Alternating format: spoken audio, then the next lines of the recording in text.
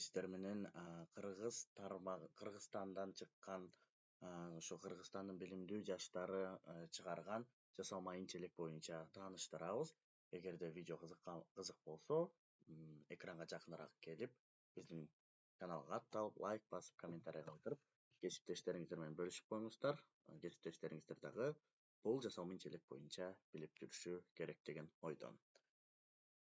Мисалы үчүн, буга чейин биз ChatGPT деп жүргөнбүз, бирок ошол ChatGPT'нин кыргызча вариантындагы Кыргызстандагы биздин жаш байкелерибиз ушул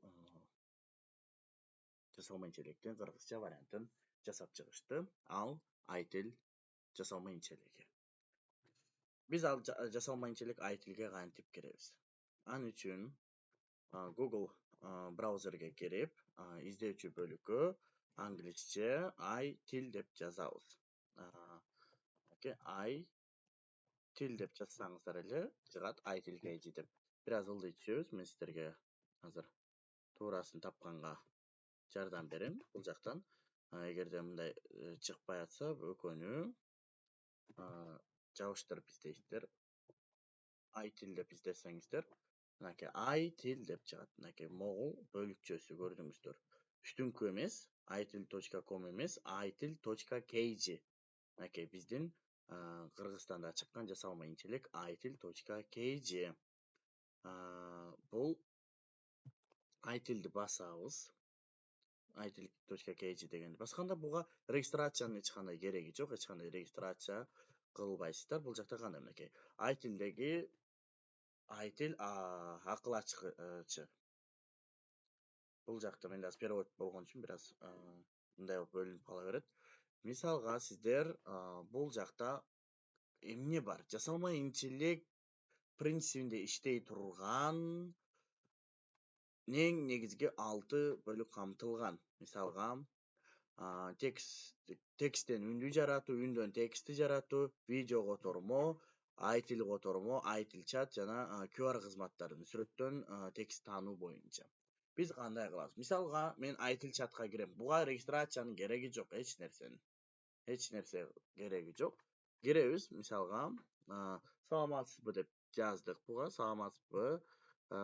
Бул жактан менде перевод болгон үчүн переводду өчүрүп салайын мен. Мындай кылып өчүрүп салайын. Перевод болгон үчүн бир аз сөздөрдү которуп салат да. Мисалы үчүн, мен жазам бул жака. Мен окуучуларга Саякбай Каралаев боюнча маалымат бермекмин. Кандай маалымат берсем болот деп издейли. Жиберели, мынакей. Азыр айтил бизге Саякбай Каралаев боюнча мага жазып берип атат. Саякбай Каралаев Кыргызстандын көрүнүктүү акын, жазуучу, котормочу жана коомдук ишмер. Ал кыргыз поэзиясынын өнүгүшүнө зор салым кошкон. Анын чыгармачылыгы Кыргыздын руханий дүйнөсүн байыткан дейт. Бул бизде манасчы эмес, башка тармактагы багытты алып берип атат.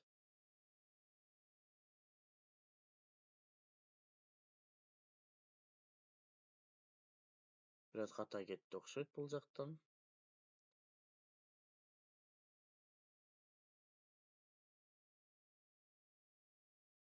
Бир аз ката кетти. Мисалга ката кете турган болсо, бул жака маалыматты ката бердиң деп жазып коебуз. Бул катаны кайра оңдогонго мүмкүнчүлүк бар. Эгерде сиздерде да ушундай каталар чыкпай турган болсо, мындай кылып жазсаңыздар болот. Мисалы үчүн, мен Чыңгыз Айтматов боюнча маалымат бер деп жаздым. Ал Чыңгыз Айтматов боюнча мага маалымат берет бул. Караңыздар, ChatGPT сыяктуу эле бул дагы иштеп, сиздердин баардык суроолоруңуздарга, тесттериңиздерге, жүз берет. Мисалга азыр мен бул жака жазайын. Кыргыз тили боюнча мисал үчүн бизде жалпы республикалык тестке 10 суроо түзүп бер дедим. Кыргыз тили боюнча 11 класстарга жалпы республикалык тестке 10 суроо түзүп бер деп жаздым. Азыр мага жалпы республикалык тест боюнча кыргыз тили боюнча түзөт. Ага чектим, мынакей бул жакта мага бардык бөлүктөрдө мынакей караңыздар. Мага кыргыз тили боюнча 10 суроо жалпы республикалык тесттерлөөдөн 10 суроо алып түзүп берип атат. Сиздер дагы ушул жак менен окуучуларыңыздарды камдасаңыздар болот. Эми биз сабагыбыздын башынан айталы. Чыңгыз Айтматов деген жактан мисалы үчүн менде азыр муну копировка кылып алайын. Менде бул нерсе даяр текст жок болгон үчүн копировка кылып алайын. Эгерде сиздерде даяр тексттер болсо, бул нерселер дагы оңойго түшөт. Даяр тексттериңиздер болсо, мындан үн коштогонго дагы колдонсоңуздар болот. Мисалга, айтыл-чаттан сиздер бардык суроолорго жооп ала бересиздер. Мисалы үчүн тексттен үн жаратуу боюнча кандай кылып үнүңүздөрдү жаратып, ошо слайдтарда кандай бир бөлүктөрдө колдонсок болот десеңиздер, мынакей ушул жака текстиңиздерди жазасыздар, мынакей автоматтык түрдө үндү тандайсыз, аял же эркек. Мисалы үчүн мен эркекти тандадым, үндү угууну басып көрөйүн. Караңыздар. Үндү угуу боюнча азыр бизде окуп атат. Бул жакта үндү угууну бассаңыз, сизде бир аздан кийин үндү угуу башталат. Кыргызстандын көрүнүктүү жазуучусу, акын, бул жактан дипломат жана публицист. Дүйнөлүк адабиятта кыргыз адабиятын тааныткан инсан. Анын чыгармалары кантип колдонобуз десеңиздер, жүктөөнү басасыздар бул жактан. Автоматтык түрдө бул сиздердин компьютердин загрузка бөлүмүнө жүктөлүп барат. Сырткары бул жакта мынакей аудио MP3 болуп жүктөлөт. Айтыл котормо дагы бар.